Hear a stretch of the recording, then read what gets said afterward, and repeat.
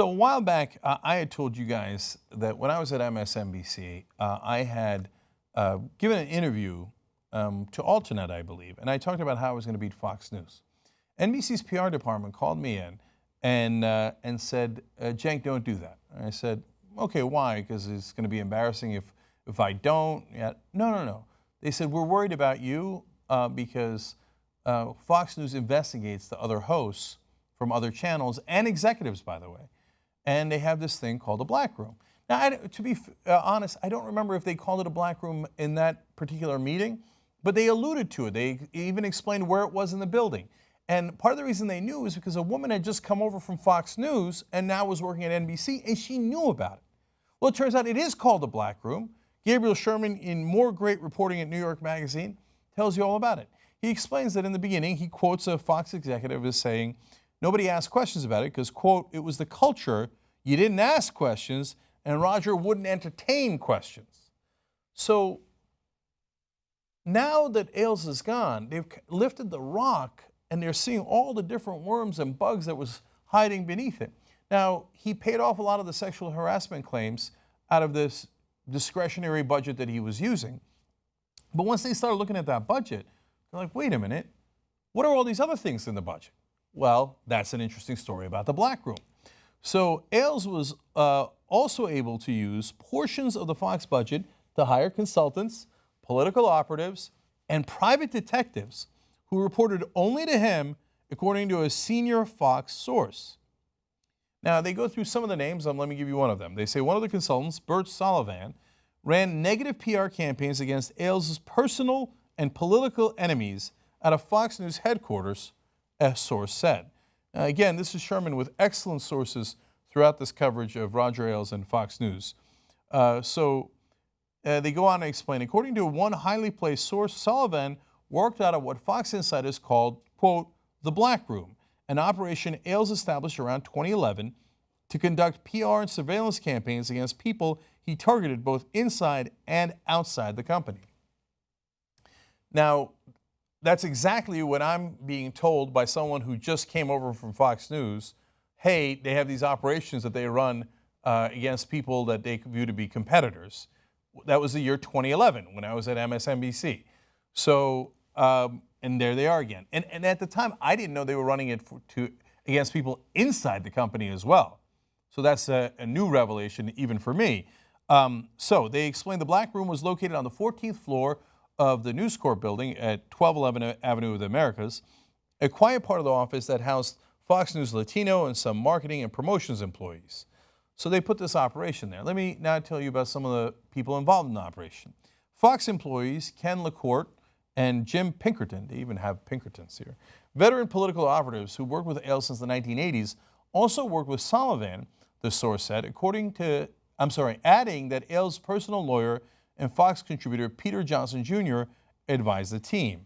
Now, you'll see that sometimes these guys are on air, like Peter Johnson Jr. Bo Dietl comes into the story. You've seen him on Fox News on air.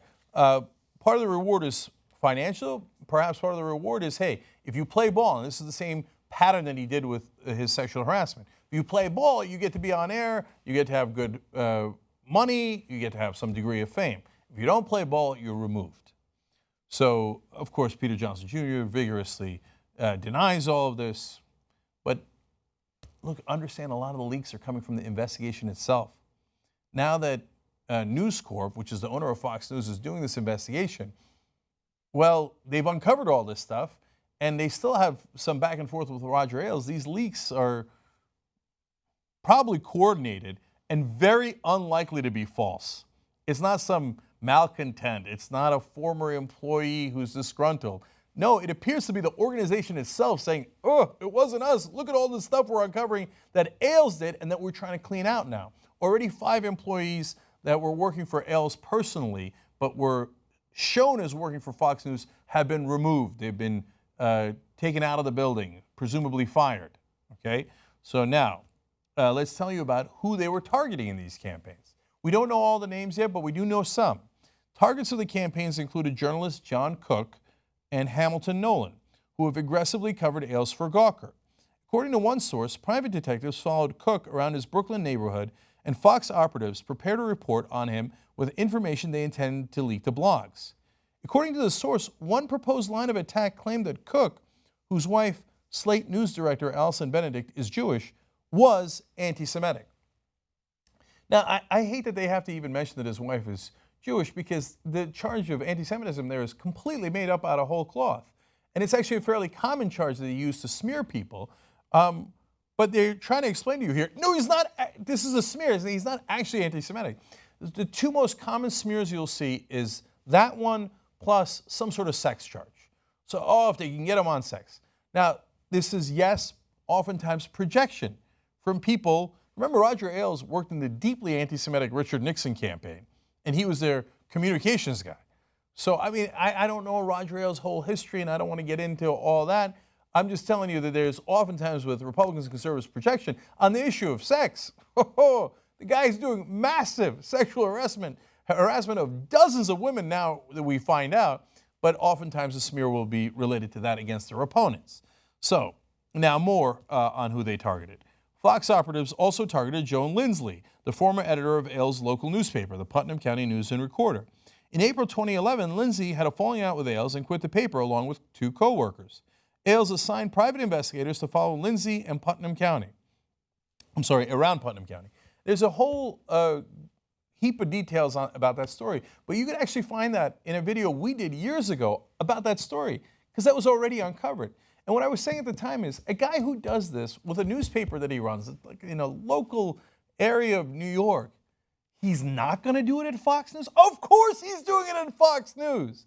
And at the time when I told the earlier story, when we covered that Putnam County story, people were like, oh, no, he wouldn't be doing it at Fox News. Based on what? Of course he would, and of course he did. So now, finally, Sherman turns to an investigation they were doing of him, because he wrote a big book about Roger Ailes. They were not happy with Sherman at all. So he explains, according to his sources, I was also the target of an operation, he says, a source told me. In 2012, while I was researching a biography of Ailes, Fox operatives set up web pages to attack my reputation, and Fox funds paid for Google search ads against my name that linked to the sites. One source also said private investigators employed by Fox contributor Bo Dietl were instructed to follow me and my wife. Dietl's firm was used to track Andrea Macris, the producer who accused Bill O'Reilly of sexual harassment in 2004, the sources said. So this is often used for Roger Ailes' own political purposes, but if he needs to protect another brother in black, in the black room, that's Bill O'Reilly.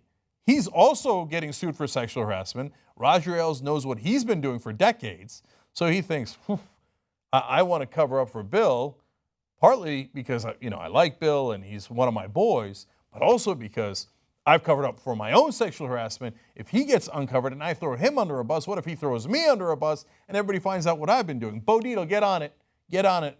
Warm up the black room. Let's go get his opponents, my opponents. This is out of a corporation. This is madness. This is from the old days, cloak and dagger. It's almost like breaking into your opponent's, headquarters. Oh, right, like Watergate. Who was part of Nixon's administration? Oh, right, Roger Ailes. Okay, I can't believe it lasted till 2016. Isn't that amazing? Okay, Bo Dietl has one of the funniest non-denials I've ever seen, so I wanted to share it with you. They asked him about this. Hey, were you tracking these people, the opponents of Fox News? He says, I have no real comments. I love Roger Ailes. He built one of the great news channels out of nothing. He's a very successful guy. I'm going to take that as a yes. He did not deny the charges at all. I love Roger Ailes. He built a successful organization. Okay. All right, Bo, I got you. Finally, back to New York Magazine's coverage of this. Meanwhile, Fox executives continue to analyze the list of consultants on Fox's payroll to determine who's doing legitimate work for the network and who was hired by Ailes to do his personal bidding. The senior source said that more people will likely be let go in the days ahead. You see, they're connected to the investigation from News Corp, from the parent corporation. They know, and more heads are going to roll. Remember, somebody had to sign the checks. All those sexual harassment claims that they made disappear. Well, somebody had to authorize it, and somebody had to sign the check, let alone all the other people working in the black room and all the people who know more dirt. And at some point, some of them are going to flip. So we're nowhere near done with this story yet. No, the things that Roger Ailes and Fox News did were amazing. They were outrageous. And it's about damn time that we found out what was actually happening. They're so brazen. They even called it the black room. It's not like they tried to cover it up with miscellaneous room. They were just, or research. That would have been an easy way. No. Let's call it the black room for our work in the dark side, black ops. Because they thought, hey, we haven't gotten caught in decades. They're never going to catch us. Well, yet another thing that Fox News was wrong about.